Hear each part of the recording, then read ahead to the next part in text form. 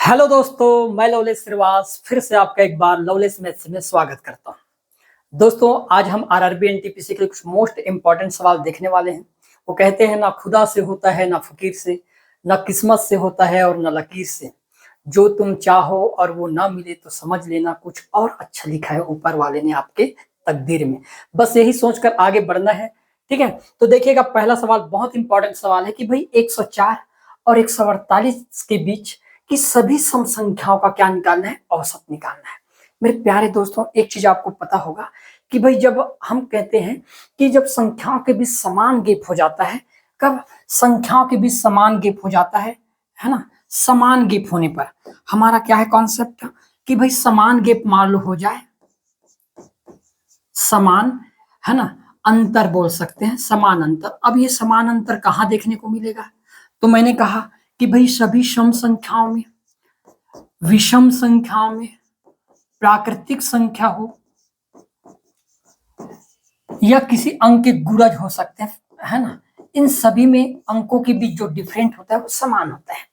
और यदि ऐसा है तो हमको पता है कि भाई प्रथम संख्या प्लस अंतिम संख्या को जोड़कर किससे भाग दे देते हैं, तो हम कहेंगे भाई 2 से भाग देते हैं, तो हमको क्या मिल जाता है, तो आप कहोगे औसत मिल जाता है।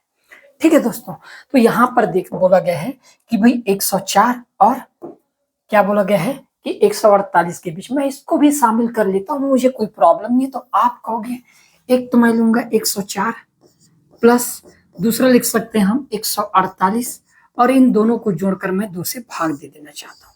तो आप कहोगे कि 104 और 148 को जोड़ने पर कितना हो गया?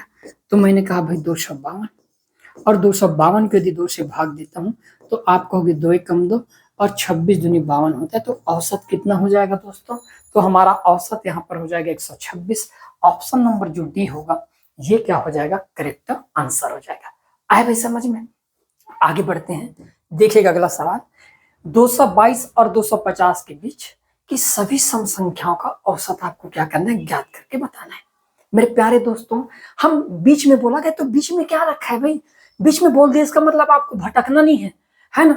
भटकने वाली बात ही नहीं है। मैं उन संख्याओं को भी शामिल कर लेता हूं, मुझे कोई इशू नहीं है। यहाँ पर मैंने क्या किया, एक तो सबसे पहले 222 दे रखा है, इसको लिख लिया।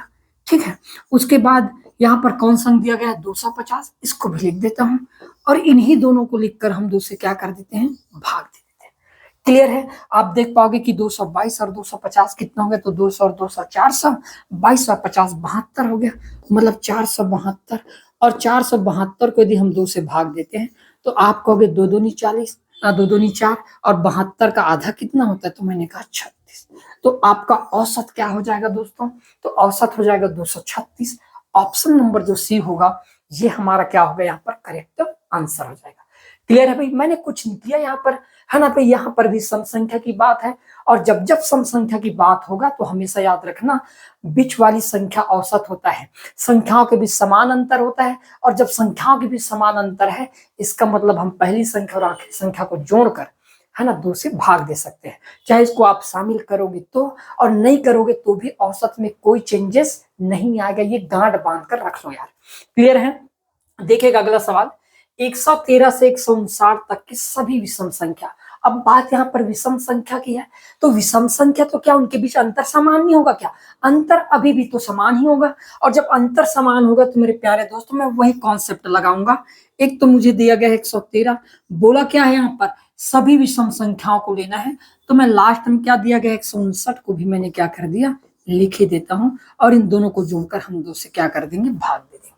आप 113 और 159 को जोड़ोगे तो 200 कितना मिल जाएगा? मैंने कहा भाई 272 होता है, और 272 को 2 से भाग देंगे तो एक तो 2 एकम 2, अब 72 का आधा कितना होगा? 36। तो औसत कितना हो जाएगा? तो मैंने कहा भाई औसत तो ऑप्शन नंबर डी 136 मेरा क्या होगा? यहाँ पर करेक्ट आंसर हो जाएगा।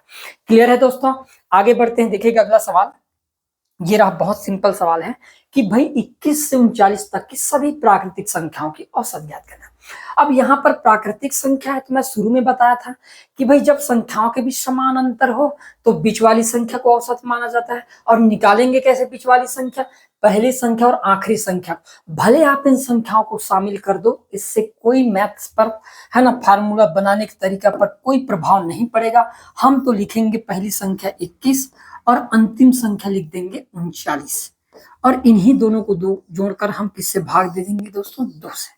आप देखोगे कि 21 और 39 को जोड़ने पर होता है 60, और 60 को 2 से भाग देने पर कितना हो जाएगा, तो आप कहोगे भाई 30 हो जाएगा। अतः 21 और 39 तक की सभी प्राकृतिक संख्याओं का औसत कितना होगा, 30 होगा। ऑप्शन नंबर यहाँ पर ए जो होगा ये मेरा क्या होगा, करेक्ट आंसर हो जाएगा। आ रहा है समझ में? बहुत सिंपल सिंपल सवाल है ना, जो एग्जाम में आने लायक भी है ना। 11 और 80 के बीच सभी संख्याओं का औसत क्या है, जो 6 से भाज्य है। अब यहाँ पर आपको सोचना है कि मैंने कहा, एक चीज आपके याद रखना कि भाई 11 और 80 के बीच, मतलब मुझे क्या लेना है, ऐसे अंक रखना है, ठीक है, ऐसे अंक रखना है जो एक तो 11 से बड़ा हो लेकिन 80 से क्या हो जाए, छोटा हो जाए, यही रखना है भाई, ठीक है। तो मैंने कहा कि भाई 6 से कटने वाले यदि अंक है, इसका मतलब 6 का गुणज होगा, फिर तो 12 होगा, उसके बाद 18 होगा, इसी प्रकार से आगे बढ़ेगा। तो 80 से कम ऐसा कौन सा संख्या है जो 6 से कट जाता है, तो आप कहोगे फिर तो 78 पड़ेगा। क्या पड़ेगा, 78। मानते हो? अब संख्याओं के बीच समान अंतर है, हमको निकालना था औसत। मेरे प्यारे दोस्तों, करने की जरूरत है यहाँ पर हमको क्या, तो हम कहेंगे तो पहली संख्या हम लेंगे 12 और अंतिम संख्या लेंगे क्या, 78, ठीक है। और इन्हीं दोनों को जोड़कर किससे भाग देंगे, 2 से। तो 12 और 78 को जोड़ने पर कितना होता है, तो आप कहोगे भाई 90 होता है, और 90 को 2 से भाग देंगे तो कितना आ जाएगा, तो आप कहोगे फिर तो 45 आ जाएगा।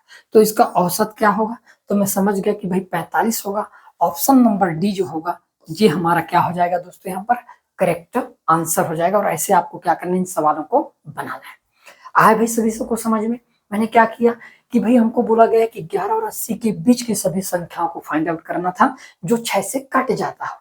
मैं समझ गया कि भाई 11 से तो बड़ा होगा ना, क्योंकि मुझे 11 से पहले का ले नहीं सकता, क्योंकि 11 और 80 के बीच का निकालना था। तो एक देखा 12 कटता है, 18 कटता है, और इसी प्रकार करते करते 80 से पहले वाला कटना चाहिए। तो 79 तो करता नहीं, करता क्या है, 78।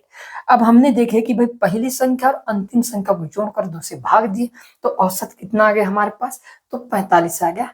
क्लियर है? यही हमारा क्या होगा, करेक्ट आंसर हो जाएगा। देखिएगा दोस्तों, अगला सवाल इसी कड़ी में ये रहा कि भाई बोला गया है कि भाई 8 और 74 के बीच सभी संख्याओं की औसत क्या है जो 7 से कट जाता है, ये पूछा गया है। मेरे प्यारे दोस्तों, हमको एक क्राइटेरिया दे रखा है कि भाई 8 से एक तो बड़ा होना चाहिए और एक हमारे पास 74 से छोटे होने चाहिए। मैंने यही कहा भाई 74 से क्या होने चाहिए, छोटे होने चाहिए, ठीक है, क्योंकि इनके बीच का निकालना है। क्लियर है ना? तो मैं 8 को ले सकता हूँ, नहीं 74 को ले सकता, क्योंकि बीच वाला बोल दिया गया है। इसका मतलब 7 के पहाड़ा में आने वाले अंक कौन से होंगे, तो आप कहोगे कि भी 8 के बाद यदि कोई अंक आता है तो 14 आता है, 14, फिर उसके बाद 21, और इसी प्रकार आगे बढ़ते हुए 74 से पहले कोई अंक है जो 7 से करता है, तो आप कहोगे फिर तो वो 70 है। क्लियर है?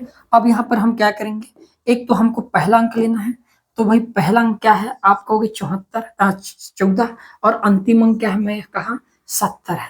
तो प्रथम अंक 14, अंतिम अंक 70, और इन दोनों को जोड़कर हम किससे भाग दे देंगे, तो मैंने कहा फिर 2 से भाग दे देंगे।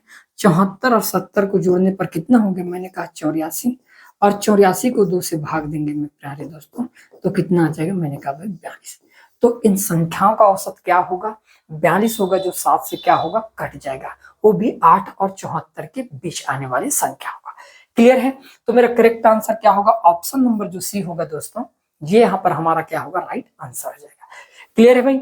देखिएगा अगला सवाल, प्रथम 148 सम धनात्मक संख्याओं के औसत और प्रथम 129 विषम धनात्मक संख्याओं के औसत के बीच कितने का अंतर है।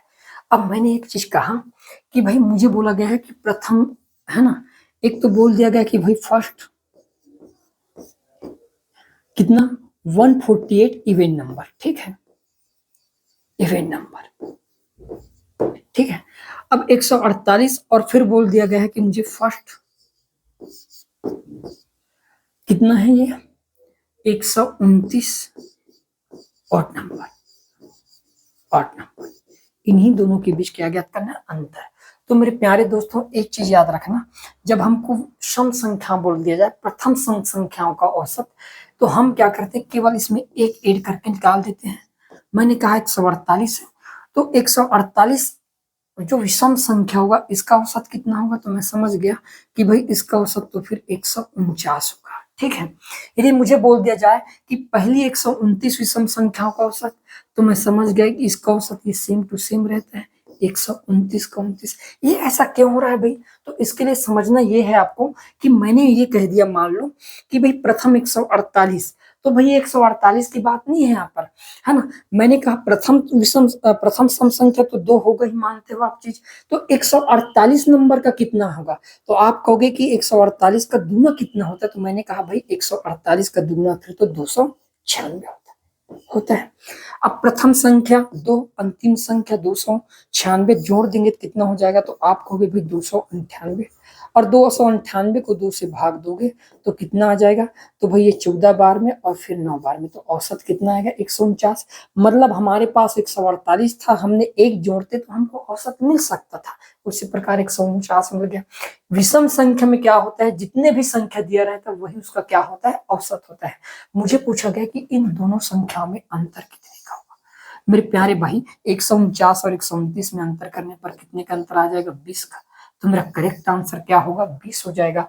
ऑप्शन नंबर जो ए होगा ये मेरा क्या हो जाएगा, यहाँ पर राइट आंसर हो जाएगा।